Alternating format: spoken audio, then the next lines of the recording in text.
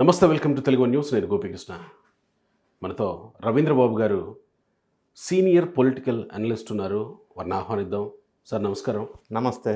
ఏంటి ఏపీలో యాక్చువల్గా సీరియస్గా మాట్లాడుకోవాల్సిన అంశాలే. ఆళ్ల రామకృష్ణారెడ్డి విషయంలో ఏం జరిగింది తెర వెనక? ఎందుకంటే ఆయన జగన్మోహన్ రెడ్డిని వదిలి వెళుతూ నా నియోజకవర్గానికి ఏమీ రాలేదు, ఇస్తానన్న ప్రామిస్లు కూడా నెరవేర్చలేదు, నెరవేర్చినప్పుడు నేను ప్రజలకు ఏం సమాధానం చెప్పుకోవాలా అని అంటూ అలాంటి వ్యాఖ్యలు చేసి వెళ్ళిపోయాడు. అప్పుడే చాలామంది మీలాంటి అనలిస్టులు ఇదంతా డ్రామా, జగన్మోహన్ రెడ్డి గేమ్ ప్లాన్లో భాగంగానే ఆళ్ల రామకృష్ణారెడ్డితో ఇలా ఆడిస్తున్నాడు అని మీలాంటి అనలిస్టులు చాలామంది చెప్పుకొచ్చారు. సీన్ కట్ చేస్తే ఈరోజు ఆళ్ల రామకృష్ణారెడ్డి మళ్ళీ జగన్ని హగ్ చేసుకొని ఫోటోల మీదకు బయటకు వచ్చింది. ఏం జరిగినట్టు? ఇది లోకేష్ ఇంపాక్టా, లేకపోతే వైసీపీలోని ఇంకేదన్నా గేమ్ ప్లానా? ఆళ్ల రామకృష్ణారెడ్డి అనే ఒక ఎమ్మెల్యే అతి ప్రతిష్టాత్మకమైన మంగళగిరి అసెంబ్లీ నుంచి గెలవటం లోకేష్ మీద ఒక గొప్ప విజయం. అవును, దాంతో ఆయన లైమ్ లైట్లోకి వచ్చారు మొదలు. అయితే కాలగర్భంలో వైసీపీతో విభేదించక ఆళ్ల రామకృష్ణారెడ్డి 2019లో ఎమ్మెల్యేగా గెలిచినప్పుడు వైసీపీ నుంచి బయటికి జంప్ చేసిన మొదటి వ్యక్తి ఆళ్ల రామకృష్ణారెడ్డి. ఎగ్జాక్ట్లీ. ఆయన అదే టైంలో వేరే గత్యంతరం లేక, మార్గం లేక షర్మిలతో కలిసి ప్రయాణించాలని డిసైడ్ చేసుకోవటం, అందులో జాయిన్ అవ్వటం చకచక జరిగిపోయి. ఆ తర్వాత జరిగిన పరిణామాలు మనం ఒకసారి గమనించినట్టయితే, అప్పటి వరకు ఎమ్మెల్యే పదవి ఉండి, ఆ ప్రోటోకాల్స్ ఉండి, ఆ పవర్ ఉండి, ఆ అధికారం ఉండి, అదంతా ఆయన కోల్పోవటం. దానికి సబ్సిక్వెంట్గా వాళ్ళ ఫాలోవర్స్ అందరూ కూడా ఈ పవర్ లేకపోవటం, అధికారం లేకపోవటం వల్ల వాళ్ళు కూడా నిరుత్సాహపడటం, ఆళ్ల రామకృష్ణారెడ్డి మీద మళ్ళీ ఒత్తిడి తీసుకురావటం, మళ్ళీ వైసీపీలోకి వస్తే బాగుంటుందని ఒత్తిడి తీసుకురావటం ఒక పార్ట్.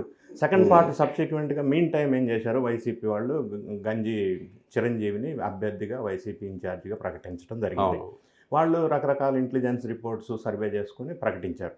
ప్రకటించిన తర్వాత వైసీపీ మళ్ళీ రీసర్వే చేసినప్పుడు బీసీ వర్గానికి చెందిన అక్కడ సామాజిక వర్గం ఓట్లు ఎక్కువ ఉన్నాయి కాబట్టి ఆయన సెలెక్ట్ చేసుకున్నారు. తర్వాత జరిగిన పరిణామాలు చూసినట్టయితే అంజిరెడ్డికి గెలిచే అవకాశం తక్కువ ఉందని మళ్ళీ రీసర్వేలో వాళ్ళకి సమాచారం ఉంది, ప్రస్తుతం ఉన్న గంజి చిరంజీవికి.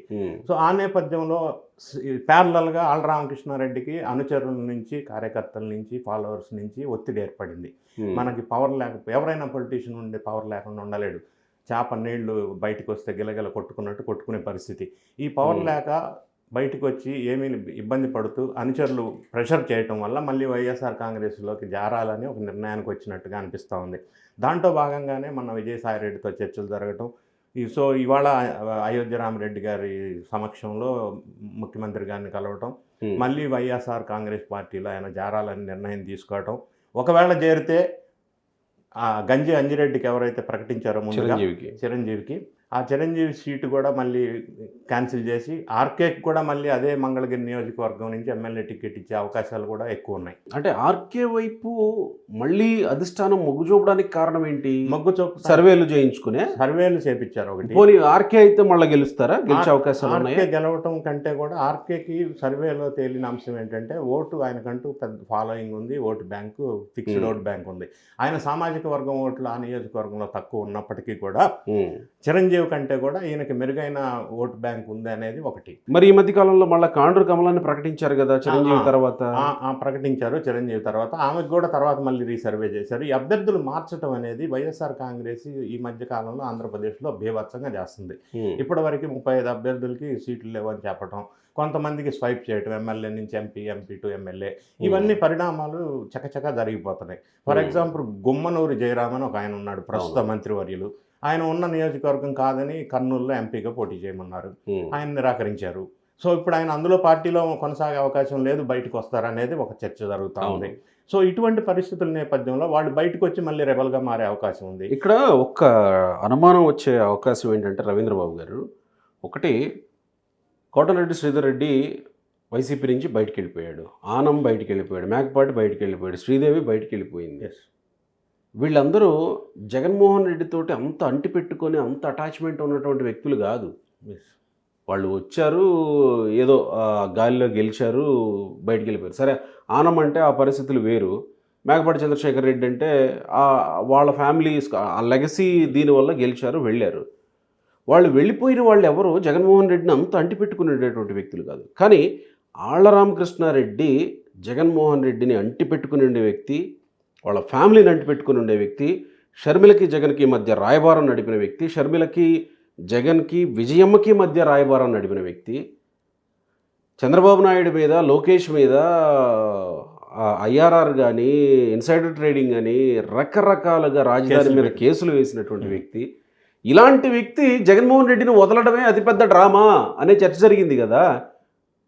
ఇప్పుడు ఈయన మళ్ళీ తిరిగి వైసీపీలోకి వచ్చాడంటే ఈ డ్రామాని ఎటువైపు తీసుకెళ్తున్నారు అనేది అతిపెద్ద అనుమానంగా ఉంది. సో ఇది డ్రామా అని మనం అనుకుంటే, సపోజ్ డ్రామా అని అనుకుంటే దానివల్ల వైఎస్ఆర్ కాంగ్రెస్కి వచ్చిన మైలేజ్ లేదు.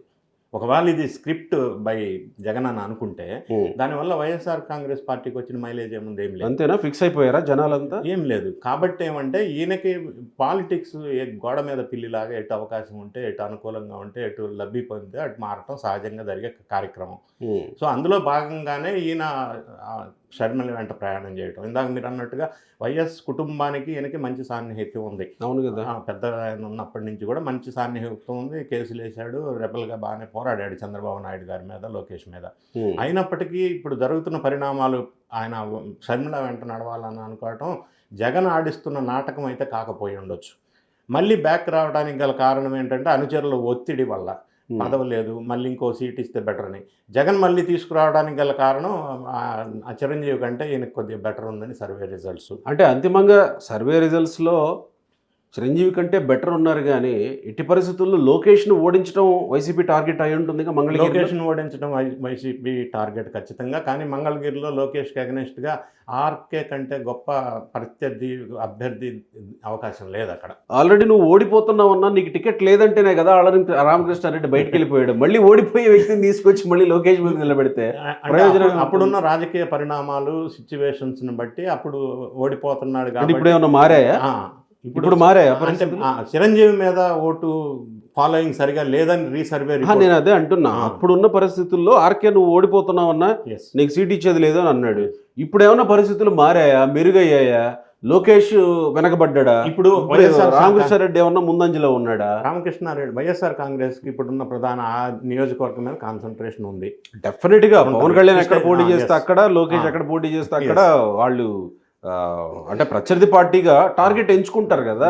ఫస్ట్ టార్గెట్ కుప్పం అయితే తర్వాత మంగళగిరి అవుతుంది కదా. సో మంగళగిరి టార్గెట్ పెట్టుకున్నప్పుడు ప్రస్తుతం ఉన్న అభ్యర్థుల లిస్టులో, వాళ్ళకున్న సర్వేలో కొద్దిగా బెటర్గా ఉన్న క్యాండిడేట్ ఈ ఆర్కే ఒకడే.